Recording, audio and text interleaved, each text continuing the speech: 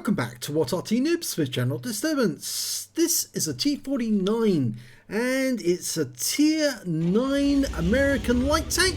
It's located on the north spawn of Halluf Encounter and it's under the command of Just a Pixel. Well, he's got the 152mm rocket launcher. Yes, because it is a rocket launcher. It launches a missile at the enemy actually. But it's a round that's capable of doing 910 alpha and penetrating 76mm of armor. So basically, it's a light tank with a derp gun.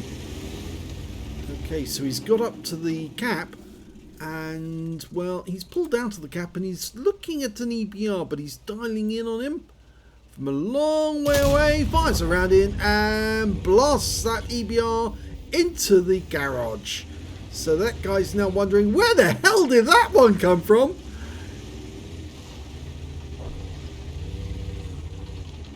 He's having a bit of difficulty getting up this slope. It's a fairly long reload actually on this this rocket launcher. They never actually put them into service, I believe, the ones with the rocket launcher. I think they had a bit of trouble with them. I think sometimes the missile would detonate in the tube or something of that nature. At least I've heard that they were basically they were discontinued. And well, that Progetto has been discontinued. He's back in the garage as well. Normally this tank operates by driving straight up to an enemy tank, coming up behind them and derping them in the rear with a 152mm round. He was spotted, and I'm afraid this time round he fired the round prematurely. He was hit by a Scorpion round. Can't see where it went in, but yep, it's a 128mm round that hit him and it did 459, so he actually got away lightly because that could have been a lot worse. But he's lost some of his hit points and he's now dialing in on that spot, fires a round in, and the Type 61 he fired at survived. Now he's going to have to be careful because there's a Lorraine 40 ton nearby. I saw him on the way over here. The T49 is basically a Walker Bulldog with a different turret and more hit points, so to speak. It's still a fast little light tank with camo capability, but the great thing about this derp capability is that you literally just drive up behind an enemy tank and whop it for a huge 900 hit points right in its ass. Well, the enemy's capping, so the Lorraine must be the other side of this hill. So if he pops out of the cap circle, they'll know that he's actually up in the bush. He pops out the cap circle again, they start capping again, so they must think he's up on top of the hill at the moment. He's not, he's actually coming round the corner. Got an EBR 90, he's dialing in, it's a long aim time, fires the round in, gets a partial hit. I don't think it was a direct hit, but I think it splashed the EBR 90 because all he got was 330 hit points of damage off him. Of course, if the same thing had happened as happened with the first tank he hit, it would have been literally vaporized. Well, the Lorraine's gone from just around the corner, but he's still going to have a look. Nope, nobody there. And he's pulled out the cap again. And the enemy's gone into the cap. So that Lorraine must be there. Of course, it doesn't climb those slopes very easily. There's the Lorraine. Now the Lorraine's got very thin armor, so if he was to actually derp one of these rounds into it, I think it would probably go straight through. And given that the Lorraine has only got 800 hit points left, he might take it out with just one round. Just one round. He's going to do it. He locks on. And yes, it did work. That's what this tank does. That's why it's a good idea to get a T49. And it performs just as well with the 90mm gun. That's the alternative. Oh, somebody took a pot shot at him. But he's back inside the cap circle. And now he's popped back out again. Nobody over there. He was having a quick look. His aim went all screwy and his view went screwy there because of the position he's in. Got no shot in the SU-101. But there's some enemy tanks in the valley. Oh, there were. One of them just died. That was the EBR-90 that he fired at earlier. And we've got a target up there. That's a Striv S1. Now he's dialing in on that spot. He's very good at aiming. Yes, gets him. So that's 4 kills now.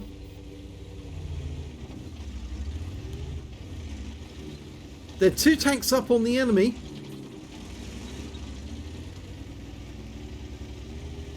Saw a Löwe go through there. And a Waffenträger auf Panzervier. Now the Waffenträger, he can do a fair bit of damage to. But he's still got 1600 hit points. And that means if he does drive up to him, he can fire around him. He'll get a penetrating shot, more than likely. But it won't kill him. So he's left the cap area and he's now going hunting enemy tanks. So he's going to start derping them in the rear. If he can creep up on the Waffenträger, he can do an awful lot of damage. He's found one of the enemy Artys, and he must know that he's been seen. Yes, he does know he's been seen, and he's moving, and he fires his round prematurely, and unfortunately it wasn't fully dialed in. If he had tried to approach the Batchat, then there's a good chance he would have got shot in the rear by that Waffenträger just around the corner. Okay, he's waiting for the right moment to pounce on that Waffenträger. We're only 1 tank up on the enemy now. Sliding on this rock face. Just can't get a grip. I think he's also trying to spot for that Striv 1030 over the other side of the valley. And of course his other teammates. Now, where's that Waffenträger?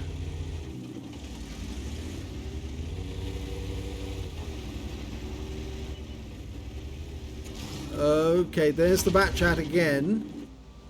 And the Batchat knows he's been seen, so he pulls away immediately. His sixth sense would have gone off straight away. Well, straight away, within 3 seconds. And good Arty players will move the moment their sixth sense goes off. They'll be out of there like a shot. There's the Waffenträger. Oh no, it's the SU-101. He's just behind the corner. We're locked on. And he's out the game as well. So that's his 5th kill. Okay. Who's next?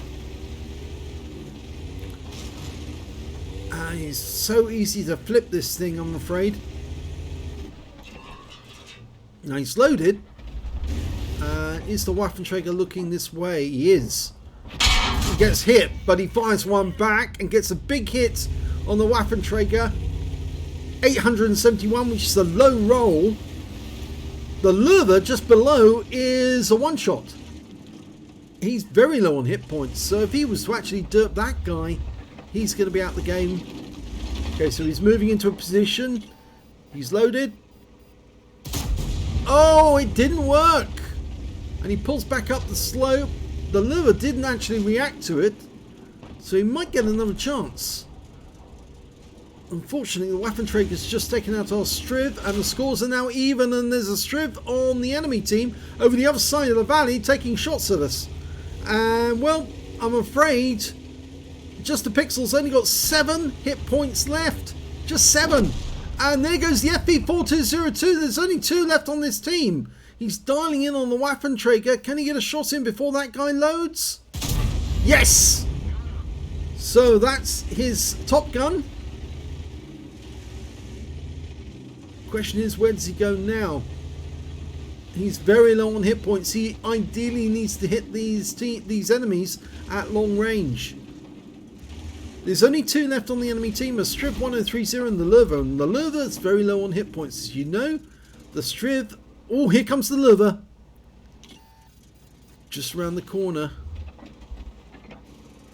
He can't afford to get hit by that Löwe. Oh! Unfortunately was... Yeah, that was unfortunate. He fired, he tried to derp the Löwe, with a quick jerk and bang, but it just didn't connect.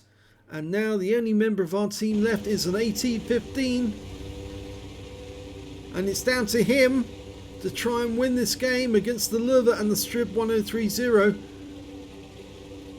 And it's a fair bet that Striv is already on his way over to this side of the map.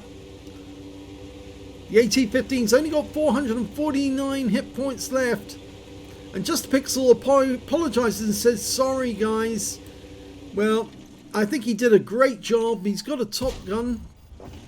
And there goes the Lurva. So it's just between the AT-15 now and the Striv 1030. And of course, my money will be on the Striv, I'm afraid. Of course, he's got the 105mm gun, which is very good at penetrating tanks like this. See, the AT-15, heavy armor at the front, but anywhere else, the shell will probably go straight through. There is that weak spot, which is that turret. But I don't think the Striv will hit the weak spot. I think he'll go straight for some other weak spot, like the sides of the rear. And he's kind of made himself obvious there by coming out the bush the other side. And if the Striv's in range, no sixth sense has gone off. If he goes bang any second, yes. Oh, and here's the Striv, and he's in siege mode. Gets one shot into the Striv, the AT-15, but he's about to die. Yeah, the Striv won't miss. No chance. He had more than enough hit points to win the game, and I'm afraid it's a loss. So let's have a look at the end of battle stats and see how this one panned out. Well, it was an ace tanker for Just a Pixel and T49. In fact, this is first ace tanker in this vehicle. Even though it's a loss, he still did enough work to actually earn the ace. He got a 5 for effect for doing more damage than the hit points of his own vehicle, and a bruiser medal for getting at least 5 critical hits. He got 16 in that one. And he got a high caliber for dealing the most damage in the game, and a top gun for getting at least 6 kills. And his win rate from that battle was 17,455. Very, very high indeed. And just goes to show he does have the patience and the skill to dial in accurately on the enemy tanks and finish them off. But unfortunately, he couldn't do that with the Lurva. He was trying to play peek-a-boom, and it didn't work out for him. Let's have a look at team score. Highest damage, 5,244 hit points of damage from that game. The next high scorer was the Striv, who won the game with 3,247. And after that, it was the AT-15 with 2,692. When it came to kills, again, he's got the highest number, 6. The next highest scorer was the AT-15 with 4. And then there's 3 enemy tanks who got 3 kills each. The Striv, the Waffenträger, and the 53 TP. And when it came to base XP, I'm afraid it's the 53 TP on the enemy team with 1009, 843 for the Batchat 155.55, and 820 for the Striv 1030. But before him, in fact, actually, it's the 53 TP, then the Batchat, then it's Just a Pixel with 843 as well. He shared the spot with the Batchat 155.55. So the Striv actually was behind him when it came to XP at the end. So let's have a look at detail report. 13 shots fired, 9 direct hits, 6 penetrations on the enemy, 3 splash damage as well, damage of 5,244 hit points, of which 1,464 were at more than 300 meters, so a lot of long range shooting. 4 hits received from the enemy, all 4 were penetrations. I'm afraid this is a light tank. It has light tank armor. It doesn't tend to fare well when it gets hit by a large caliber round. They tend to go straight through and do a lot of damage in the process. And he did get hit by that Waffenträger, which stripped away a huge amount of damage. Plus, of course, he got shot by the Scorpion G as well, and those two didn't help. 4 enemy vehicles spotted, 8 enemy vehicles damaged, 6 killed, and 1,623 hit points of spotting assist in that game. I think it was spotting, if not it was damage assistance. On a premium count, he earned 64,013 credits and got 5,427 for courageous resistance. That's for getting a battle hero medal or an epic medal in a losing or a drawn game. And the total came to 69,440. After repair and ammunition resupply, and of course no premium ammo carried in this vehicle whatsoever, all standard ammo, He ended up with a profit of 44,690 credits for that game. He got 2 bonds, one for the high caliber, one for the Top Gun, and 1,264 XP. 699 for Courageous Resistance, took away 1,963 altogether.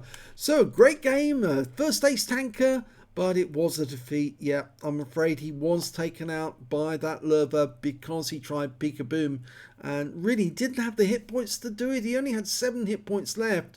And what he really needed to do was try and get that lurver again the same way he tried before, you know, shooting him in the rear from behind and above. He should have gone back to try that again and maybe go down the slope a different way, come up behind the lurver and shoot him in the rear, just as he did when he killed the Rain 40 ton. But yeah, didn't work out in the end, I'm afraid. So, if you enjoyed that replay, please give this video a like and do subscribe to our channel, please. And thank you for watching.